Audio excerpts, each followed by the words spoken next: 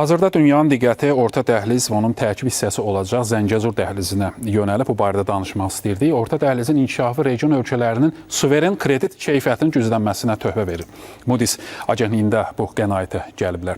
Beynəlxalq təşkilatda hesab olunur ki, marşrut üzrə tranzit həcmlərinin və investisiyaların artımı sürətli templə baş verir və ilk növbədə Qazaxıstan, Azərbaycan və Gürcüstana fayda gətirir. Elə bizimlə canlı bağlantıda iqtisad elmləri doktor Aqil Əsədovdur. Rəyi elə onunla müzakirə edəcəyik.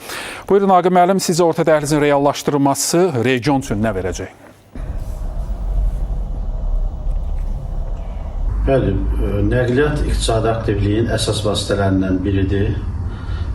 Hardakı nəqliyyat kommunikasiya çıxışları daha asandır. O sahədə iqtisadi aktivlik də iqtisadi inkişafda daha sürətlidir, daha intensivdir. O cümlədən Moody's Beynəlxalq Reyting Agentliyinin hesabatında da qeyd olunduğu kimi, təbii ki, beynəlxalq nəqliyyat dəhlizləri keçdiyi ərazilərdə iqtisadi aktivliyə, iqtisadi inkişafa müsbət təsir göstərəcəkdir. Çünki beynəlxalq nəqliyyat dəhlizləri daşımaları intensivləşdirməklə, yük daşımalarının dövriyyəsini artırmaqla həm də ölkənin ərazilərini əhatə edir və bu ərazilərdə biznesin inkişafına, infrastrukturun inkişafına müsbət təsirini göstərir.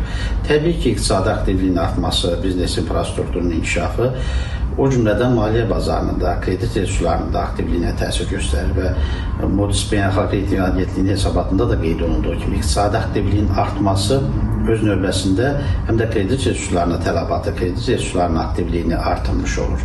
Nəzərə alsaq ki, Orta Dəhlizin gələcəkdə, yaxın gələcəkdə Zəngəzur dəhlizinin istifadəyə verilməsi Orta Dəhlizin imkanlarını daha da genişləndirəcəkdir.